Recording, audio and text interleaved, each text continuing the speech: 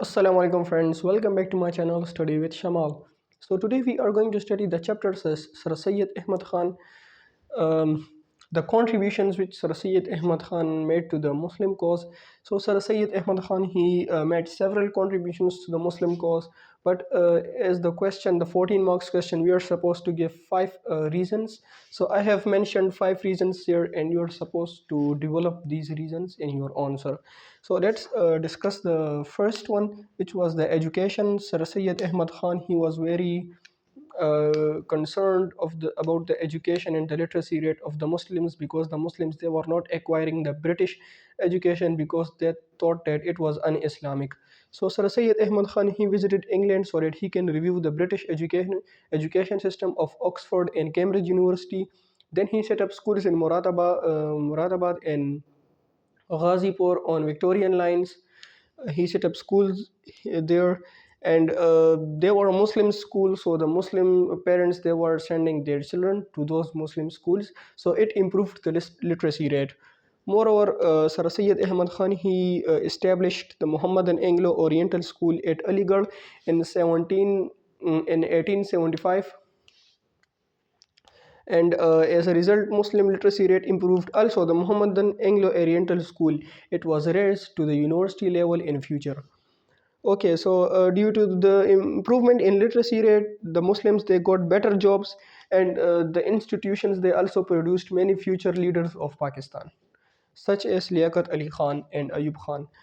The second contribution of Sir Syed Ahmad Khan was to remove the blame of the War of Independence. Sir Syed Ahmad Khan he argued that the Muslims they were partly to blame for the uprising of the war. There were many loyal Muslims who were loyal to the British, and for that to point out those Muslims, he wrote Loyal Muhammadans of India. Then Sir Syed Ahmad Khan he wrote another pamphlet, the causes of Indian revolt, in which he showed the picture of the British to the British, so that they can also like view what were their mistakes which led to the war. So he showed the British their mistakes too, and it led to reduced hostility for Muslims among the British. Then the third reason, he improved relations between the Muslims and the British.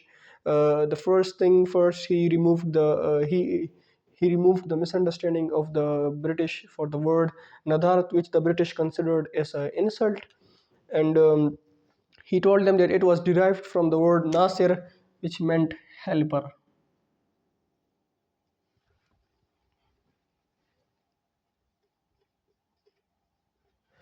Then Sir Syed Ahmad Khan he believed that if he point out similarities between Islam and Christianity, so it will improve relations between the Muslims and the British, because both of them, the British did not know more about Islam and the Muslims did not know about Christianity.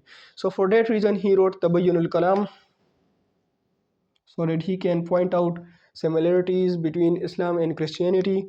He told the Muslims that they were allowed to dine with the British, and he rewrote a book on the life of Prophet Muhammad sallallahu alaihi wasallam, which was firstly written by a British named Sir William Muir, in which he had made many errors, and Sir Syed Ahmad Khan he corrected the errors and rewrote the book.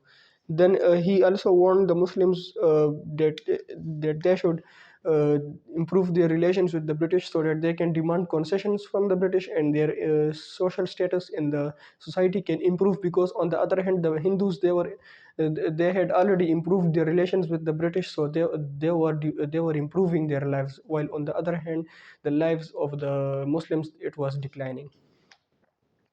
So, due to Sir Syed Ahmad Khan's efforts, the relations with the British improved in future. Uh, Sir Syed Ahmad Khan he also gave his two-nation theory. What was the two-nation theory? Basically, it was that the Muslims and the Hindus they were completely different nations, and their lives, their religion, their customs, their traditions, all of those were different. So the British were supposed to treat the Muslims differently from the Hindus. Sir Syed Ahmad Khan he rejected the democracy idea of the Muslims, because Hindu were in numerical majority, so they would win all the elections. While on the other hand, it will lead to the Muslims will be underestimated and underrepresented. So he prevented Muslims from joining the Congress because it was a pro-Hindu organization, and the Muslim views they were ignored. And he formed the Mohammedan educational conferences every year to discuss the issues and solve the issues of the Muslims.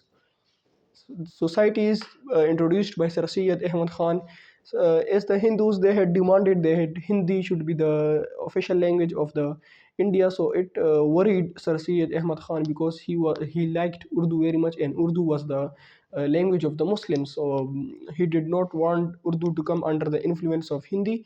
So he introduced a society, Anjuman-e-Taraqi Urdu, in which the Urdu language was developed and it was worked on.